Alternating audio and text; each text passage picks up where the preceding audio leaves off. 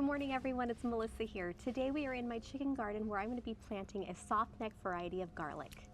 Now there's two different types of varieties of garlic. There's hard neck and there's soft neck, and in my zone, zone 9 being California, we grow soft neck best. It does much better for us.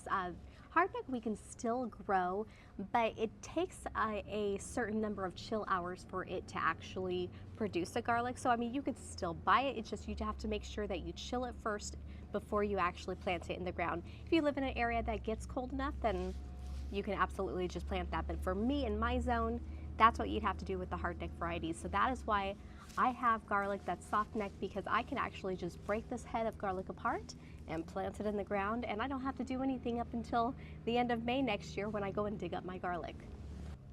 Now when you're planting garlic, you want to make sure you're planting it in a sunny location. The more sun, the better. They absolutely love the sun. And if you fertilize it once a month, which is what I always do, I'm a creature of habit, and I always do that. I don't know if other people do that or not, but that's what I do. I take my espoma plant tone, and once a month, usually around the beginning of the month, I'll just go over there, sprinkle some on top, and scratch it all into the dirt. That way it just continues to feed the nutrients into my soil so that my plants can actually grow. Now, produce, they're heavy feeders, and we want a return, and our return is actually the fruit of our labor. So we want to make sure that we give them the plenty of nutrients. That way they have a chance to grow and actually really become the size that we want it to be. So that's why I do that.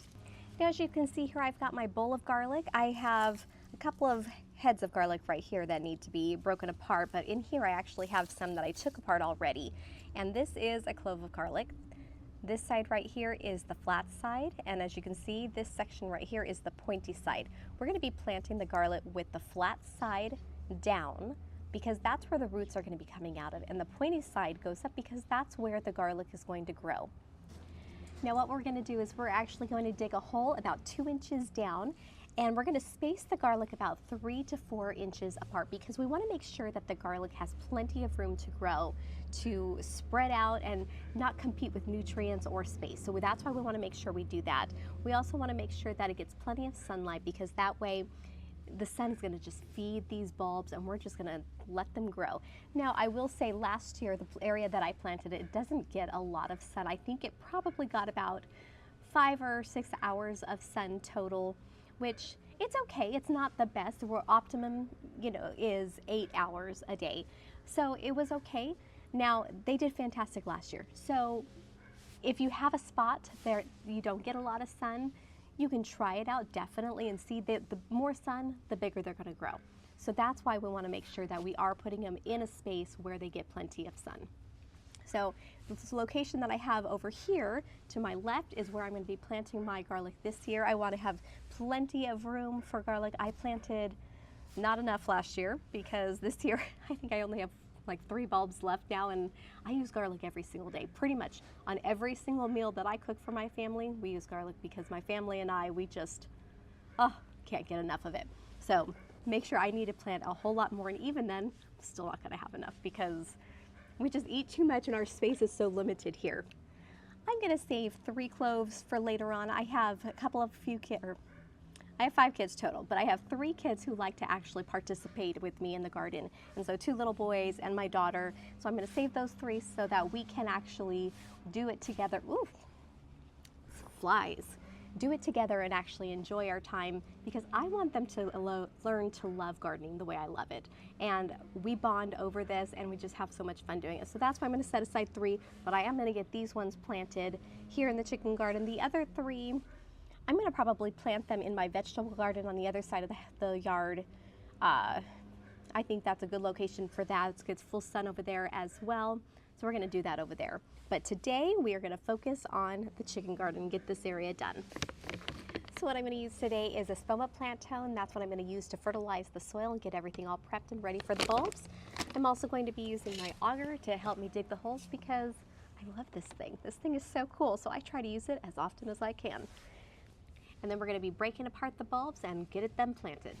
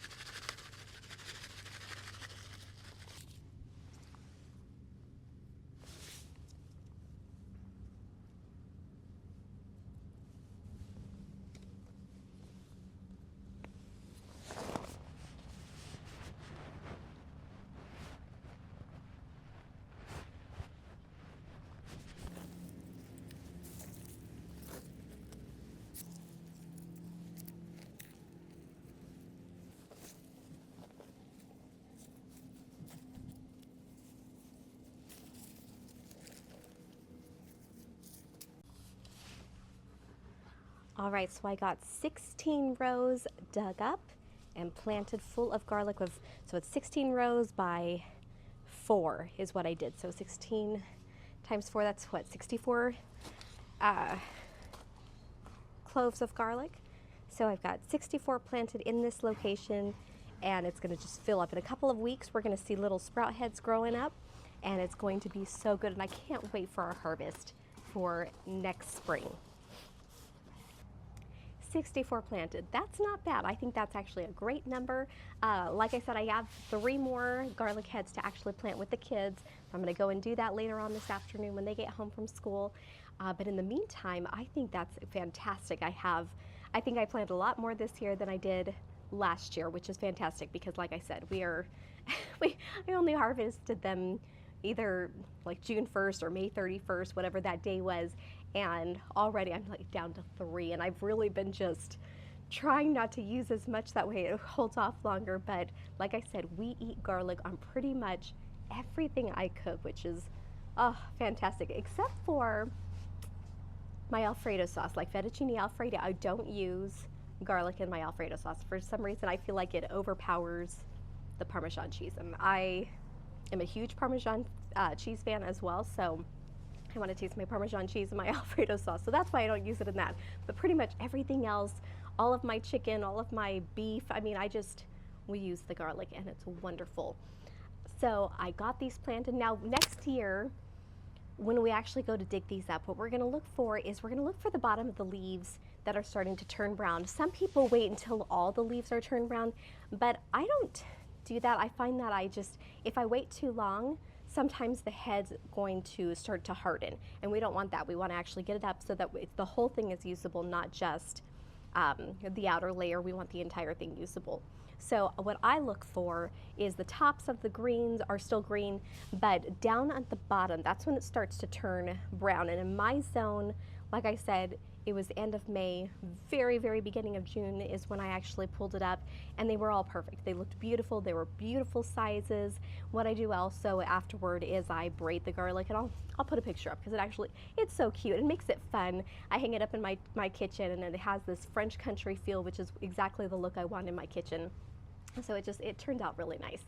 Well, I hope that you enjoyed this, and I hope this gives you inspiration to come out and actually do it, because it is really this easy. You plant it, you have it watered. I have irrigation, so you can see that I have the water already set up for this, and that makes it a lot easier, so I'm not having to come out here all the time, especially in the winter. It gets cold, so we want to make it cold for California. I know, I'm a baby. But anyway, we get these planted, and we just fertilize it once a month, and like I said, I take the Espoma plant tone and I just spread it all over the top, and that's it.